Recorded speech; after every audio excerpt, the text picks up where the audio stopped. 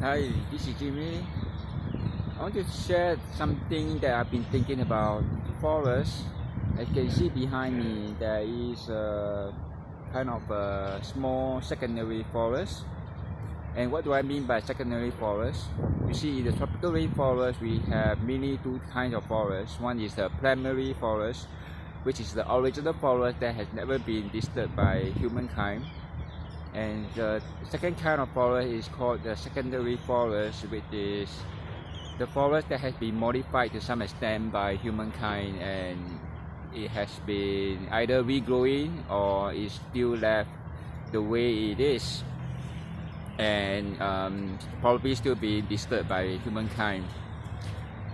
So the forest behind me has been disturbed. As you can see, there are undergrowth, lots of undergrowth below the trees, and it shows that once the original forest has been disturbed, that means some trees have been cut down. There are some gaps in the canopy, so the sunlight can actually pass through the foliage of the trees and causes the empty space in between the trees that are left behind to have new shoots of vegetation growing. So that's why we have lots of undergrowth on the forest floor, and that makes it quite inaccessible to humans to enter the forest. And I think that's interesting because it seems like the forest is an intelligent organism that responds to have its own survival, to maintain its own survival.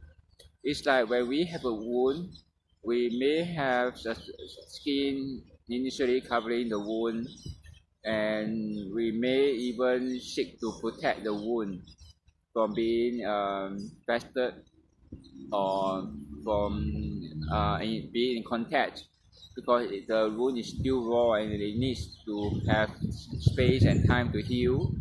So similarly, when we see a forest, no part of the forest being cut down, and then we see lots of undergrowth sprouting up, it seems like it's preventing people, especially who are mainly the culprit for destroying the forest, to prevent people from entering the forest, because there is some wounds in the forest, and now this organism is protecting itself.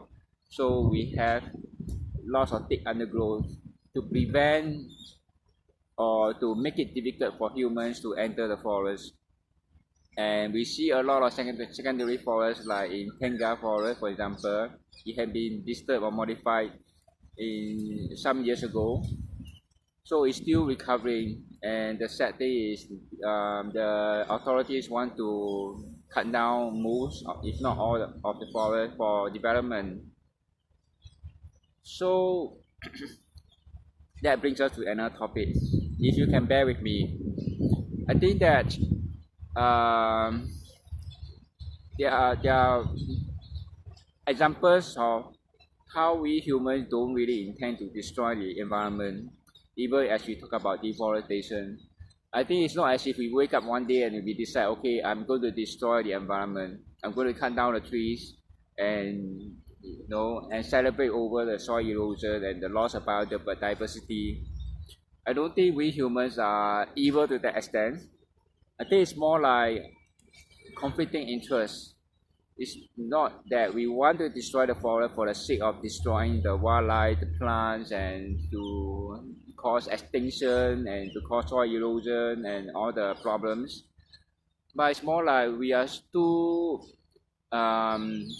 caught up with the conflicting interests. We put our self-interest first because something seems to be more enticing, and that is development for the sake of wanting a more material comfort, more so-called higher standard of living, as we think, by cutting down forests to build more houses, more business, more factories, more industries, more roads, as if all this will improve our standard of living, and with the ultimate aim of course, living a more comfortable life, to earning more money, and even building our empires. So it's not because we want to purposely destroy the environment and ultimately destroying our own life, because we and the environment are interrelated, but it's because at some point of time we didn't really know better. And sometimes we may even justify it by saying we are building for our future generation. It sounds so good and so noble. Yes, it's good to build a better future for our own future generation, our children, our children's children, so that they will not so-called suffer the way they suffer. Will lead a better and more comfortable life. Yes, but what kind of life, what kind of message are we sending to them? Because, for example, I'm now the third generation of the people living in Singapore. My grandparents moved here, and then my parents were born in Singapore. My grandparents were born in China, Hainan Island. So yes, I credit them for wanting to give us a more comfortable life by working off their asses in this capitalistic society just to make a living, to give us a better life, a so-called more materially well-off, more comfortable life. But we as the grandchildren, me as the third generation, see the cost. What is the cost? Because there's always this benefit cost ratio.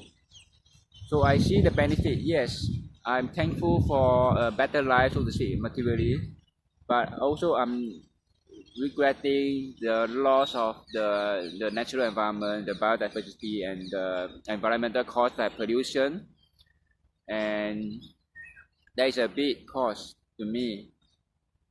So that's the reason I want to question this idea of we are doing this just because we want to create a better future for our future generation. Because we have to also look at the benefit of hindsight. Is that okay? We can acknowledge that we didn't know any better. Our parents, our forefathers didn't know any better. They just want to so-called progress, advance in technologically and so on, for our sake, for the children's sake. But we have also had to acknowledge that we didn't have the benefit of the foresight in some areas, like we didn't know that it will really affect the environment, the wildlife that badly. But now that we see what's happening, we see the climate change, the global warming, we see the extinction of so many species over the past hundreds or thousands of years of human existence. Now we have to retrace and reevaluate. Hey, maybe there's something not right. We cannot continue to do what we are doing. The fossil fuels that were in the past, for example, when I read somewhere that the manufacturers of motor vehicles like 100 or 200 years ago, or 100 plus years ago, motor cars were seen as the in thing. It's like we never back then. Henry Ford, the so-called fathers of cars, had probably never foreseen such a widespread mass commercialization, mass production of cars that is now causing a problem today. But back then, when they first invented the car, they thought it was a huge technological breakthrough. So what might appear to be a wonderful innovation in those days may not be really so when they become more and more ubiquitous, to the point that they are threatening our environment and our human health in terms of air pollution. Similarly, we have the plastic waste problem. When plastic was first invented, so to speak, it was seen as a technological breakthrough. It was seen as a even more environmentally alternative to using paper bags, which were using forest material. So they thought plastic can replace paper to be more environmentally friendly. But now what we have is the plastic waste problem, because they are non-biodegradable. They take hundreds or even thousands of years to decompose, and that causes a lot of problems to the marine life, especially turtles choking on plastic waste and so on. So what used to work in the past may not always work. So we have to keep on re-evaluating. This is where we are right now. We have to acknowledge the problem, and we cannot continue to do the same thing that we used to, or our forefathers used to. So I would say that we human beings don't really intend to destroy the environment, but we have to also acknowledge that some actions that we have been taking just to advance our life are causing harm to those that we may not see, to those that we may not feel that we are related to closely, and we can either choose to continue to close a blind eye, and our children and children will suffer the consequences, or we may also to some extent are already suffering the consequences like climate change, or we have to constantly seek solutions and constantly to be aware of how we are all interrelated and take proactive actions in really creating a more sustainable future. So in a way that is eco-friendly. This is more than 10 minutes. I think it's getting really too long. So I'll continue in my next video. May we all come to a place where we can really know we will continue to be evolving. So we cannot really rest, but nevertheless keep resting. And maybe that's the best solution. I'll see you again. Bye.